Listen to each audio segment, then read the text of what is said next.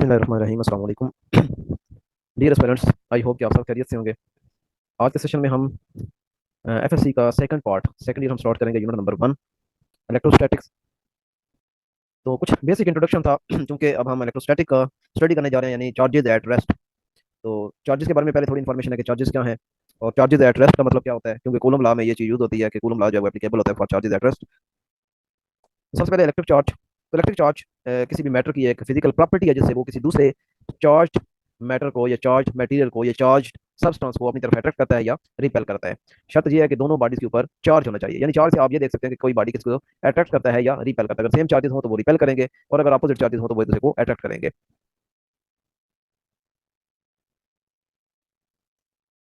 इसके अलावा चार्जेस की मूवमेंट से हमें एनर्जी मिलती है।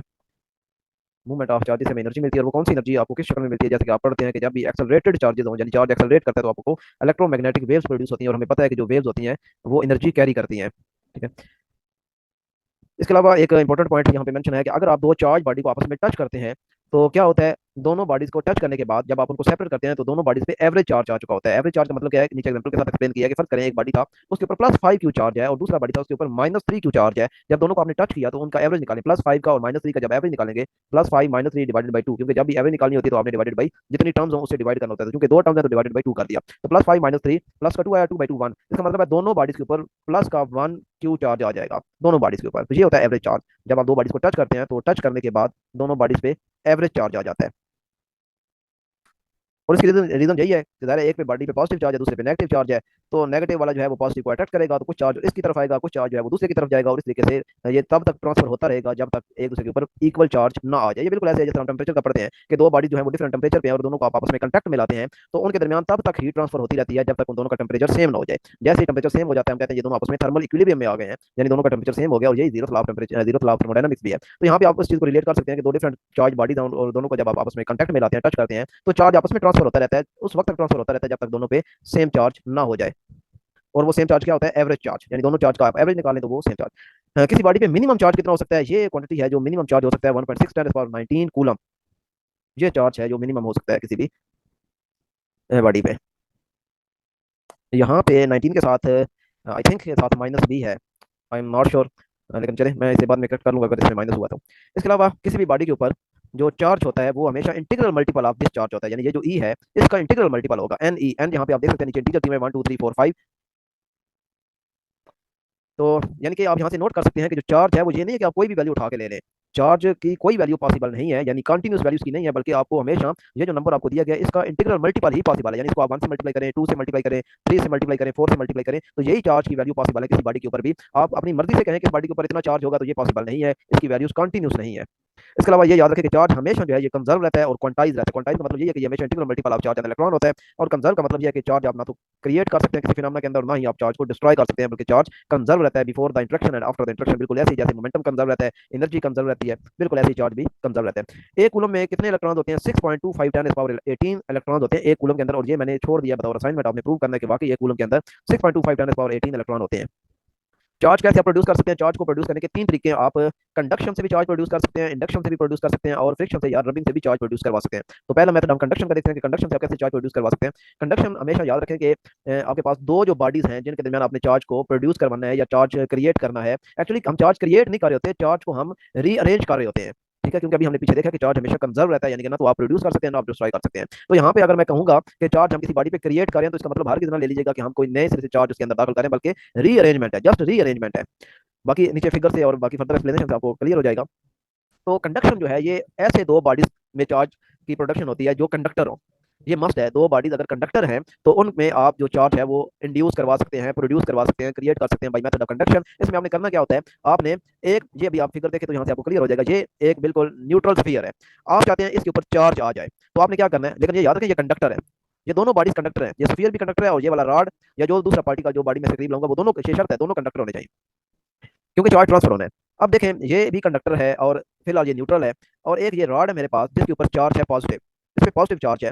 तो होगा क्या, जब आप इस बॉडी को इस न्यूट्रल स्फीयर के साथ टच करेंगे तो चूंकि दोनों कंडक्टर हैं तो होगा क्या, इस स्फीयर के अंदर जो इलेक्ट्रॉन थे वो इस रॉड के अंदर जो आपको पॉजिटिव चार्जेस नजर आ रहे हैं वो इलेक्ट्रॉन इधर शिफ्ट हो जाएंगे यहाँ पे, और हमें पता है कि जब इलेक्ट्रॉन अपनी जगह छोड़ देते हैं तो जहां छोड़ जाते हैं वहां पे क्या आ जाता है, वहां पे पॉजिटिव चार्ज आ जाता है। तो बिल्कुल इस तरीके से इस स्फीयर के अंदर से क्योंकि इलेक्ट्रॉन गायब होकर या शिफ्ट होकर इधर रॉड पे आ रहे हैं, तो लिहाजा यहाँ पे पॉजिटिव चार्जेस क्रिएट हो रहे हैं। और इसके ऊपर ये जो रॉड है इसके ऊपर पहले अगर ज्यादा पॉजिटिव चार्ज था तो कुछ इलेक्ट्रॉन्स के आने की वजह से इसके ऊपर जो पॉजिटिव चार्ज है वो कम हो जाएगा, क्योंकि आप कह सकते हैं कि उसने न्यूट्रल कर दिया है स्फीयर से कुछ नेगेटिव जो चार्जेस हैं इलेक्ट्रॉन्स है वो चूंकि अब रॉड में दाखिल हो चुके हैं, लिहाजा उसने कुछ चार्जेस को न्यूट्रल कर दिया है। और ये प्रोसेस तब तक जारी रहेगा जब तक दोनों पे एवरेज चार्ज ना आ जाए, एवरेज। ठीक है। और अब जब आप इस रॉड को हटा लेंगे, सेपरेट कर लेंगे, तो आप बाद में देखेंगे कि वही स्फीयर जो पहले न्यूट्रल था वो अब पॉजिटिवली चार्ज हो चुका है, क्योंकि उसमें से जो इलेक्ट्रॉन है वो रॉड के अंदर आ चुके हैं, और इलेक्ट्रॉन जब इधर आए हैं तो बाद में वहां पे पॉजिटिव चार्जेस हमारे पास रह गए हैं। क्योंकि लास्ट ऑफ इलेक्ट्रॉन हमेशा हमें क्या मिलता है, पॉजिटिव चार्ज हमें मिलता है या कैटायन मिलता है, और कोई चीज इलेक्ट्रॉन ले ले तो वहां पे हमें एनायन मिलता है या नेगेटिव चार्ज मिलता है। तो ये है कंडक्शन, जिसमें आपके पास दो बॉडीज का होना जरूरी है, दोनों का टच करना जरूरी है, दोनों का कंडक्टर होना जरूरी है। इसके बाद दूसरा मेथड है इंडक्शन के जरिए आप चार्जिंग करते हैं। तो इंडक्शन में याद रखें कि आपके पास जो दो बॉडीज हैं वो कंडक्टर भी हो सकते हैं, इंसुलेटर भी हो सकते हैं, लेकिन इसमें आपने टच नहीं करना, ये शर्त है। कंडक्शन में आपने टच करना था, दोनों को आपस में मस करना था, लेकिन इंडक्शन में आपने टच नहीं करना, बल्कि सिर्फ आपने करीब लाना है। अब ये प्रोसीजर आप समझे कैसे होता है। ये आपके पास पहली फिगर आप देख सकते हैं, ये दो बॉडीज के ऊपर कोई चार्ज नहीं है, और ये एक रॉड है जिसके ऊपर पॉजिटिव चार्ज है। अब आप ये रॉड जो है ये आप इस ए के करीब लाएं, आपको यहाँ पे स्पेस नजर आ सकती है कि इसके दरमियान स्पेस आपने टच नहीं किया हुआ। तो जब आप इसको अपने करीब लाएंगे तो होगा क्या कि इस स्फीयर के अंदर जो नेगेटिव इलेक्ट्रॉन्स होंगे वो अट्रैक्ट हो जाएंगे इस रॉड की तरफ, अट्रैक्ट होंगे। अब स्पेस है चूंकि दरमियान में, ज्यादा ये शिफ्ट नहीं हो सकते।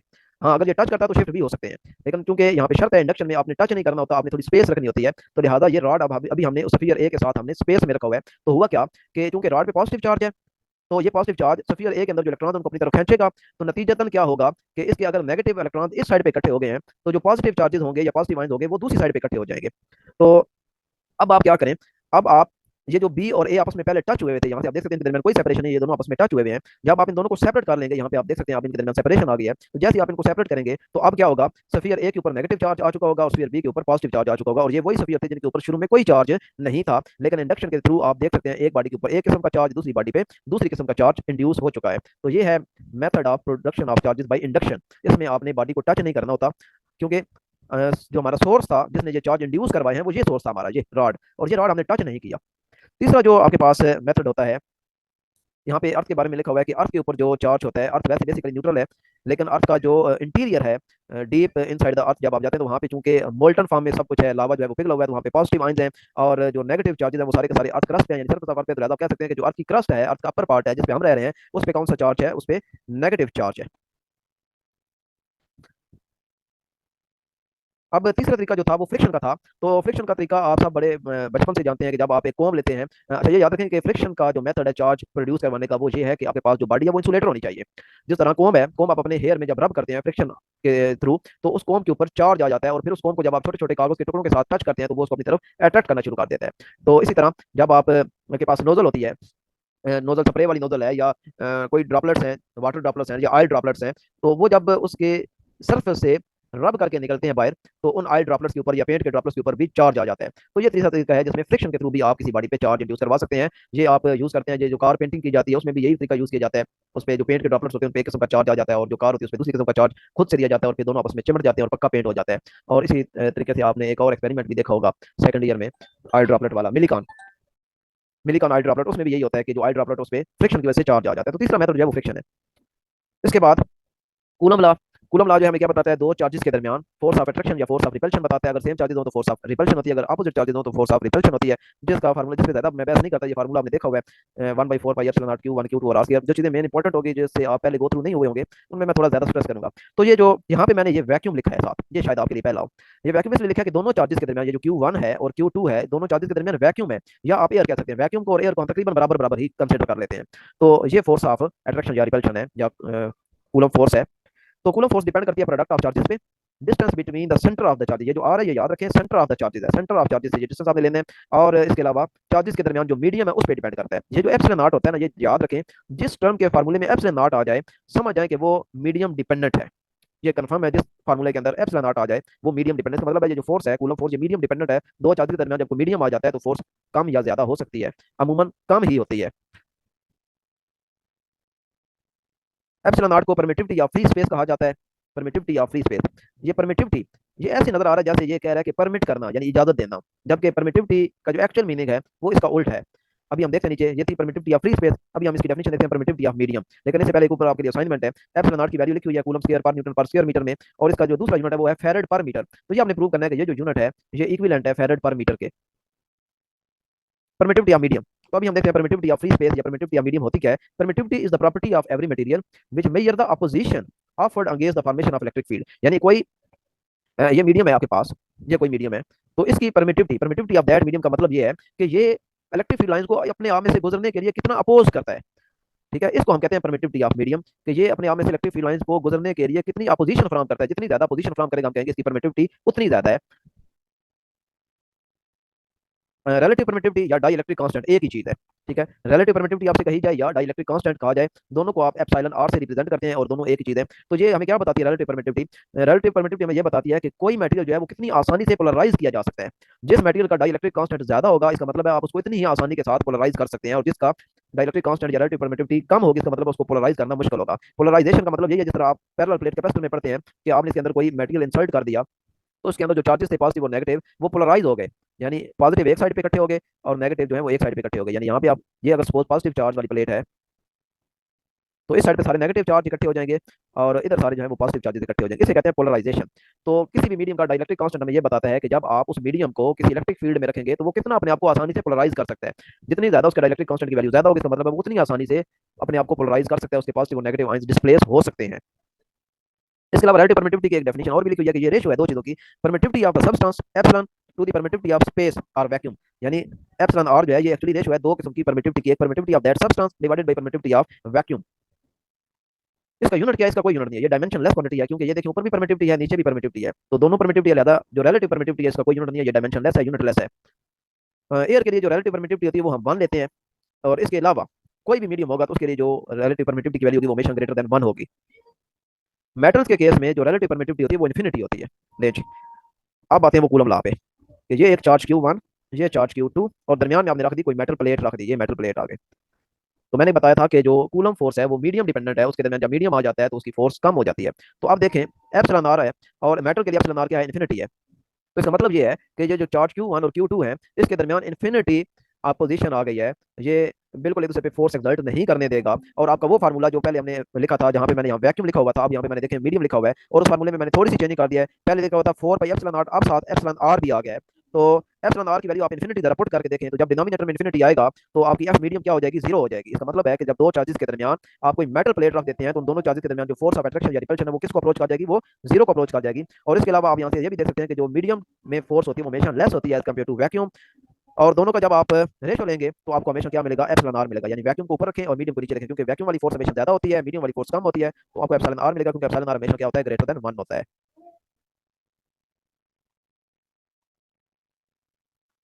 कूलम लॉ जो है ये वैलिड है किसके लिए? पॉइंट चार्ज के लिए। और चार्जेस कहाँ होने चाहिए? रेस्ट पे होने चाहिए। तो ये रेस्ट का मतलब हम समझते हैं कि शायद जो है ना ये चार्ज यहाँ पड़ा है तो बस ये हमेशा इधर ही पड़ा रहे, तो यही रेस्ट पे है। लेकिन इलेक्ट्रोस्टैटिक में रेस्ट का एक मतलब और भी है जो आपने लेना है, और बल्कि आप उसको यूज भी करते हैं। अभी मैं आपको बताऊंगा तो आप कहेंगे कि वाकई हम तो ये चीज यूज करते हैं, लेकिन हमारे गुमान में ये चीज कभी भी नहीं आई कि हाँ इस पे हम कूलम लॉ तो लगा रहे हैं, लेकिन कूलम लॉ की शर्त तो पूरी नहीं हो रही, क्योंकि हम पढ़ते हैं कि कूलम लॉ तब वैलिड है जब चार्जेस एट रेस्ट हो। लेकिन यहाँ पे तो चार्जेस मूव कर रहे हैं उसके बावजूद आप यहाँ पे लगा रहे हैं। तो एक्चुअली पहली बात तो ये है कि वो बात हमारे माइंड में कभी नहीं आई, लेकिन आज अगर आपके माइंड में आती है तो उसको हम एक्सप्लेन भी करते हैं कि चार्जेस एट रेस्ट का मतलब क्या है। तो चार्जेस एट रेस्ट का मतलब है mean no relative motion between charges, यानी दो चार्जेस के दरमियान अगर रिलेटिव मोशन नहीं है तो इसका मतलब ये है कि वो दोनों चार्जेस रेस्ट में। रिलेटिव मोशन का मतलब ये एक चार्ज आगे जा रहा है किसी स्पीड के साथ, तो दूसरा चार्ज है वो भी इधर ही जा रहा है उसी स्पीड के साथ, तो ये दोनों एक दूसरे के लिहाज से क्या है? रेस्ट पे हैं। देखने में मोशन में है लेकिन एक दूसरे के लिहाज से ये क्या है? रेस्ट पे हैं। इसके अलावा अगर चार्ज जो है वो किसी एक स्पेसिफिक डिस्टेंस पे रह के मूव कर रहा है किसी सर्कुलर पाथ में, तो उसको भी आप एट रेस्ट ही कंसीडर करेंगे। जैसा कि न्यूक्लियस है, न्यूक्लियस में प्रोटॉन है आपके पास और उसके बाहर आपके एक इलेक्ट्रॉन रिवॉल्व कर रहा है, तो ये जो इलेक्ट्रॉन है ये इलेक्ट्रॉन हमें पता है कि न्यूक्लियस से एक फिक्स डिस्टेंस पे रह के रिवॉल्व कर रहा है, तो लिहाजा अब प्रोटॉन और इलेक्ट्रॉन के दरमियान जो फोर्स है वो आप कूलम लॉ को यूज करके लगा सकते हैं। ये वो चीज़ है जो आप हमेशा पढ़ते आए हैं, और आप कूलम फोर्स लगा के ये फार्मूला भी डिराइव करते हैं F equal to K Q square over R square साथ माइनस भी आप लगाते हैं। ये आप जब रेडियस ऑफ इलेक्ट्रॉन निकालते हैं और energy of first orbit and second orbit आप जब निकालते हैं मॉडर्न फिजिक्स में, तो वहाँ पे आप कूलम फोर्स ही यूज करते हैं। हालांकि वहाँ पे इलेक्ट्रॉन तो मोशन में होता है, लेकिन कभी हमारे माइंड में ये बात नहीं आई। तो ये देखिएगा, ये याद रखिएगा कि चार्जेस एट रेस्ट का मतलब हर किसी ने एक इलेक्ट्रॉन यहाँ पे फिक्स हो चुका है और प्रोटॉन अंदर फिक्स हो गया, लिहाजा ये बात दोनों अपने सामने एक दूसरे को देते हैं, ऐसा नहीं है। इसका रेस्ट का मतलब ये भी लिया जाता है कूलम फोर्स में कि ये दोनों एक फिक्स डिस्टेंस पे रहते हैं हमेशा। और ये आप देख सकते हैं कि जब जब ये मूव करता है distance between electron and proton हमेशा फिक्स रहता है, लिहाजा आप इनको कांस्टेंट ट्रीट कर सकते हैं। और कूलम लॉ इसके लिए वैलिड है। पॉइंट चार्ज कौन सा होता है? ये ऐसा चार्ज होता है जिसका जो अपना साइज होता है वो डिस्टेंस के लिहाज से बहुत छोटा होता है।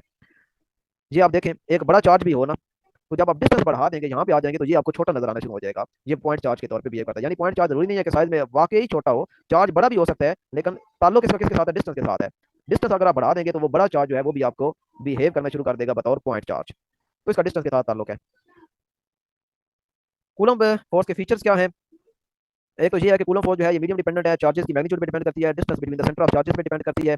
और इसके अलावा कूलम फोर्स को आप शील्ड कर सकते हैं, ग्रेविटेशनल फोर्स को आप शील्ड नहीं कर सकते। यानी अगर ये एक मैथ M1 है और दूसरा मैथ M2 है यहाँ पे, तो आप इन दोनों के दरमियान कोई मीडियम भी रख दें, आप इनके दरमियान जो फोर्स ऑफ अट्रैक्शन है, ग्रेविटेशनल फोर्स है, वो आप कभी भी शील्ड नहीं कर सकते। उस फोर्स को आप रोक नहीं सकते, उस फोर्स को खत्म नहीं कर सकते, वो फोर्स हमेशा बरकरार रहेगी। लेकिन चार्जेस के केस में आप दोनों चार्जेस के दरमियान ऐसा रीजन क्रिएट कर सकते हैं जहाँ पे वो एक दूसरे पे कोई फोर्स एक्सर्ट नहीं करते। जैसा कि हमें पता है कि जो पॉजिटिव चार्ज होता है वो उसकी जो फील्ड लाइन होती है वो कुछ ऐसे होती है, बाहर की तरफ एमिट कर रही होती है। एक और इधर भी मैं चार्ज पॉजिटिव लेता हूँ।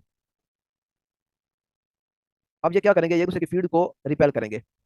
ये ये एक दूसरे की फील्ड को रिपेल करेंगे, तो यहाँ दरमियान में एक स्पेस क्रिएट हो चुकी है जो फील्ड फ्री स्पेस है। यानी यहाँ पे कोई फील्ड नहीं है, एक चार्ज दूसरे चार्ज पे कोई फोर्स नहीं एक्सर्ट कर रहा। आप यहाँ पे कोई चार्ज भी रख देंगे, पॉजिटिव चार्ज रखें, नेगेटिव चार्ज रखें, उस पर कोई असर नहीं पड़ेगा। ना तो ये लेफ्ट साइड वाला उसे चार्ज अट्रैक्ट करेगा, ना राइट साइड वाला अट्रैक्ट करेगा, रिपेल करेगा। ये बिल्कुल फील्ड फ्री रीजन आपके पास क्रिएट हो चुका है। इसे कहते हैं कि आप कूलम फोर्स को शील्डेड कर सकते हैं, यानी कि फील्ड फ्री रीजन आप क्रिएट करवा सकते हैं। जबकि ग्रेविटेशनल फोर्स में आप ऐसा नहीं कर सकते। वहाँ पे आप जो मर्जी मीडियम ले आए या जो भी तरीका कर लें, ग्रेविटेशनल फोर्स को आप शील्ड नहीं कर सकते, वो हर हाल में एक्ट करती है। कूलम फोर्स लॉन्ग फोर्स होती है, लॉन्ग रेंज फोर्स होती है। वीक जरूर हो सकती है, यानी जब आप डिस्टेंस बनाएंगे तो वीक होना शुरू हो जाएगी, लेकिन ये लॉन्ग रेंज है। और एटॉमिक लेवल पे जब आप चले जाते हैं, जैसे एक प्रोटॉन और इलेक्ट्रॉन की जब हम बात करते हैं, तो फिर दायरा चूंकि डिस्टेंस कम हो चुका होता है, तो वहाँ पे ये काफी स्ट्रांग होती है। कूलम फोर्स जो है ये एक म्यूचुअल फोर्स है। म्यूचुअल फोर्स वो फोर्स होती है जिसमें दोनों पार्टिकल एक दूसरे पे बराबर फोर्स लगा देते हैं। यानी जो चार्ज Q1 है वो जितनी फोर्स चार्ज Q2 पे लगा रहा है, बिल्कुल उतनी ही फोर्स Q2 चार्ज भी Q1 पे लगा रहा होता है। इस तरह की फोर्सेस को म्यूचुअल फोर्स कहा जाता है। हाँ, एक फर्क ये है कि अगर एक जो चार्ज है वो टूवर्ड्स लेफ्ट फोर्स एक्सर्ट कर रहा है, तो दूसरा जो है वो टूवर्ड्स राइट एक्सर्ट कर रहा होगा। ये जरूर फर्क होता है, लेकिन मैग्नीट्यूड में दोनों फोर्सेज जो है वो इक्वल होती हैं। Coulomb force non contact force होती है। ये हमने फर्स्ट ईयर में देखा था बड़ी डिटेल के साथ कि नॉन कांटेक्ट फोर्सेज कौन सी होती हैं। ये वो फोर्सेज होती हैं जो टच किए बगैर अपना इंपैक्ट शो करती हैं। ग्रेविटेशनल फोर्स भी बगैर टच किए किसी बॉडी को अपनी तरफ अट्रैक्ट कर सकती है, तो वो भी नॉन कांटेक्ट फोर्स है। जो आपकी कूलम फोर्स है, शॉर्ट रेंज फोर्स है, वीक न्यूक्लियर फोर्स है, ये सारी की सारी जो है ये नॉन कांटेक्ट फोर्सेज हैं। और इसके अलावा ग्राफ की अगर हम बात करें कि फोर्स और आर स्क्वायर, फोर्स और आर स्क्वायर के दरमियान अगर हम ग्राफ ड्रा करें तो वो कुछ ऐसा ग्राफ है, एक्सपोनेंशियल डीके जिस तरह होता है, बिल्कुल ऐसे वो ग्राफ बन रहा है। ठीक है, लेकिन अगर हम यही ग्राफ एफ और 1 और आर स्क्वायर के दरमियान बनाए, एफ और 1 और आर स्क्वायर, पहले था एफ और आर स्क्वायर, अब है एफ और 1 और आर स्क्वायर, तो अब ये डायरेक्टली प्रोपोर्शनल हो जाएगा, क्योंकि हमें पता है F is equal to K Q over R square होता है। तो इसको अगर हम यूं लिख दें, F proportional 1 over R square, और 1 ओवर आर स्क्वायर चूंकि पूरी क्वांटिटी हमने लेनी है, तो मैं 1 ओवर आर स्क्वायर को पुट कर देता हूँ वाई, तो एफ प्रोपोर्शनल है वाई। तो ये देख लें डायरेक्टली रिलेटेड आपस में बन गए हैं। तो इस तरीके से चूंकि डायरेक्टली रिलेटेड जो चीज होती है उसका ग्राफ हमेशा एक स्ट्रेट लाइन होता है, तो ये याद रखिएगा। एफ और आर के दरमियान अगर आपने सिंपली ग्राफ ड्रा करना है तो वो जिस तरह एक्सपोनेंशियल डीके का ग्राफ होता है बिल्कुल ऐसे ही बनेगा। और अगर एफ और 1 और आर स्क्वायर के दरमियान आपने ग्राफ ड्रा करना है तो वो एक स्ट्रेट लाइन बनेगा। ये अमूमन इंटरव्यूज वगैरह में क्वेश्चन पूछे जाते हैं। यहाँ पे एक मैंने कंपैरिजन किया है ग्रेविटेशनल फोर्स का और इलेक्ट्रोस्टैटिक फोर्स का। इलेक्ट्रोस्टैटिक फोर्स हमेशा ज्यादा होती है। उसकी रीजन ये है कि इसमें जो कांस्टेंट के इन्वॉल्व होता है उसकी वैल्यू बहुत ज्यादा होती है, उसकी वैल्यू 9 10 पावर 9 होती है। और ग्रेविटेशनल फोर्स में जो कांस्टेंट इन्वॉल्व होता है वो जी होता है, जिसकी वैल्यू 6.67 10 पावर -11 होता है। तो कहाँ ये प्लस का 9 और कहाँ ये -11, तो यही चीज है जो इन दोनों को एक को वीक बना रही है और एक को स्ट्रांग बना रही है। कूलम फोर्स स्ट्रांग क्यों है? क्योंकि इसका जो कांस्टेंट उसकी वैल्यू बहुत ज्यादा है। और ग्रेविटेशनल फोर्स वीक क्यों है? क्योंकि इसका जो कांस्टेंट है उसकी वैल्यू बहुत कम है। तो कंपैरिजन किया है इलेक्ट्रोस्टैटिक फोर्स का और ग्रेविटेशनल फोर्स का, किसके दरमियान? दो प्रोटॉन के दरमियान। दो प्रोटॉन यानी एक प्रोटॉन भी और दूसरा भी प्रोटॉन। तो ग्रेविटेशनल फोर्स में आपने फार्मूला यूज करना है F equal to G into M1 M2 divided by D square. D आपने 1 मीटर फिक्स कर लेना है, 1 मीटर। डी आपने 1 मीटर फिक्स कर लेना है। और M1 आपने प्रोटॉन का मैथ यूज करना है जो कि आपको पता है 1.67 10 पावर -27 केजी होता है। और M2 भी आपने मैथ ऑफ प्रोटॉन यूज करना है 1.67 10 पावर -27 केजी। और इस तरीके से आपने एफ जी निकाल लेना है, यानी ग्रेविटेशनल फोर्स निकाल लेनी है। और फिर आपने इलेक्ट्रोस्टैटिक फोर्स निकालनी है, उसका फार्मूला आपको पता है F is equal to K Q1 Q2 over R square. तो आर यहाँ भी आपने 1 मीटर ही फिक्स कर देना है, क्योंकि इधर भी आपने 1 मीटर लिया, उधर भी 1 मीटर, सेम डिस्टेंस पे रख के चेक करना है कि कौन सी फोर्स ज्यादा है और कौन सी फोर्स कम है। Q1 जो है वो आपका आ जाएगा 1.6 10 पावर -19 कूलम। और जो Q2 है वो भी इतना ही होगा क्योंकि दोनों प्रोटॉन है। तो ये जो इन दोनों की रेशो आई थी वो आई थी 1.24 10 पावर 36, यानी ऑर्डर ऑफ 36। बाकी दो असाइनमेंट आपके लिए छोड़ी है कि आपने बिल्कुल ऐसे ही कंपेरिजन करना है इलेक्ट्रोस्टैटिक फोर्स का और ग्रेविटेशनल फोर्स का। किसके लिए? इलेक्ट्रॉन और इलेक्ट्रॉन के दरमियान। और दूसरा है प्रोटॉन इलेक्ट्रॉन, यहाँ पे प्रोटॉन इलेक्ट्रॉन इनके दरमियान। ये जरा चेक कीजिएगा कि कितनी आती हैं। ये एक तो मेरे ख्याल में सेकंड ईयर के फर्स्ट चैप्टर में न्यूमेरिकल भी है, न्यूमेरिकल है, ये एग्जांपल है जिसमें वो ये कंपैरिजन करके दिखाता है। और उसमें जो मेरा ख्याल है जो आंसर आता है इन ऑर्डर ऑफ 10⁻39 आता है। आई डोंट नो कि वो प्रोटॉन और इलेक्ट्रॉन के दरमियान है या दोनों इलेक्ट्रॉन्स हैं। बहरहाल उसमें एक न्यूमेरिकल है जिसमें वो कंपैरिजन करता है इलेक्ट्रोस्टैटिक फोर्स का और ग्रेविटेशनल फोर्स का। और ये जो पावर प्लस में आ रही है साफ यहाँ से शो हो रहा है कि इसने इलेक्ट्रोस्टैटिक फोर्स को ऊपर रख के डिवाइड किया है ग्रेविटेशनल फोर्स से, तभी ये आंसर इतना बड़ा आ रहा है, क्योंकि इलेक्ट्रोस्टैटिक फोर्स ज्यादा होती है और ग्रेविटेशनल फोर्स बहुत वीक फोर्स होती है, उसकी वैल्यू लेस होती है, इसलिए ये आंसर इतना बड़ा आ रहा है। इसके बाद यहाँ पे एक बात लिखी है कि अगर दो चार्जेस के दरमियान आप एक और चार्ज ले आते हैं, यानी एक चार्ज Q1 है और ये एक चार्ज है Q2, ये अगर दोनों पे फोर्स लगा रहे हैं, एक फोर्स है सपोज F, आप इनके दरमियान एक और छोटा सा चार्ज ले आते हैं या बड़ा चार्ज ले आते हैं Q3, तो ये चार्ज अगर आप इनके दरमियान में ले आते हैं, तो ये जो फोर्स F थी Q1 और Q2 के दरमियान, इसमें कोई फर्क नहीं पड़ेगा। ये नहीं होगा कि आप कहें कि जो फोर्स है वो अब चूंकि Q3 दरमियान में आ चुका है तो लिहाजा फोर्स ऑफ अट्रैक्शन या फोर्स ऑफ रिपल्शन कम होगी, तो बिल्कुल ऐसा नहीं है। कोई सिंगल चार्ज अगर दो चार्जेस के दरमियान आ भी जाता है, तो पहले वाले जो दो चार्जेस थे उनकी फोर्स पे कोई फर्क नहीं पड़ेगा। वो अगर फोर्स F थी तो नया चार्ज उनके दरमियान आने के बाद भी वो फोर्स F ही रहेगी। अलबत्ता ये होगा कि अब जो फोर्स है वो Q3 पे भी लगेगी और ये Q1 भी इस पे फोर्स लगाएगा, लेकिन इन दोनों के दरमियान जो फोर्स है Q1 और Q2 के दरमियान, उस पर कोई फर्क नहीं पड़ेगा, वो जैसे पहले थी वैसे ही अभी रहेगी।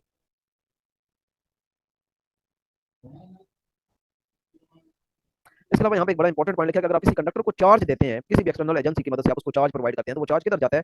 वो चार्ज हमेशा सरफेस पे आ जाता है। उसकी रीजन क्या है, सरफेस पे क्यों आ जाता है? ये देखें, फर्ज करें आपके पास ये कोई एक रॉड है जिसके अंदर पॉजिटिव और नेगेटिव चार्जेस हैं, क्योंकि रॉड बेसिकली न्यूट्रल है ये, तो जितने पॉजिटिव चार्ज होते हैं उतने ही नेगेटिव इलेक्ट्रॉन्स भी मौजूद होते हैं, तभी तो वो न्यूट्रल होता है। हमने अपनी तरफ से उसे चार्ज दे दिया, सपोज एक्स्ट्रा चार्ज हमने दे दिया, पॉजिटिव चार्ज दे दिया, ये हमने अपने पास से एक्स्ट्रा चार्ज पॉजिटिव दे दिया, तो अब होगा क्या कि हमने जो अपने पास से चार्ज दिया है, तो उसके अंदर जो ऑलरेडी पॉजिटिव चार्जेस मौजूद थे वो इस पॉजिटिव चार्जेस को रिपेल करना शुरू कर देंगे। रिपेल करते करते करते करते करते ये सारे के सारे चार्ज एंड पे सरफेस पे पहुंच जाएंगे, क्योंकि सरफेस से आगे गुंजाइश कोई नहीं है, तो वरना ये मजीद और इन्हें दूर धकेल देते हैं। इसी तरीके से अगर आप इनमें फर्दर इलेक्ट्रॉन इजेक्ट करते हैं, तो अंदर वाले जो इलेक्ट्रॉन्स हैं वो उन इलेक्ट्रॉन्स को रिपेल करना शुरू कर देंगे और रिपेल करते करते उनको सरफेस पे भेज देंगे। तो ये हमेशा याद रखिएगा कि अगर आपके पास कोई कंडक्टर है, शर्त यह कंडक्टर होना चाहिए, यहाँ पे लिखा हुआ है कंडक्टर, ये फर्क है। अगर नॉन कंडक्टर होता तो फिर कोई मसला नहीं था, फिर जो चार्ज है वो वहीं पे रहना था, फिर सरफेस पे उसने नहीं आना था। कंडक्टर में ये होता है कि जब आप कंडक्टर में एक्सेस आप चार्ज देते हैं तो वो चार्ज सरफेस पे आके रिजाइड करता है, लेकिन नॉन कंडक्टर में अगर आप एक्स्ट्रा चार्ज देते हैं तो वो जहां चार्ज आप देते हैं वहीं पे पड़ा रहता है।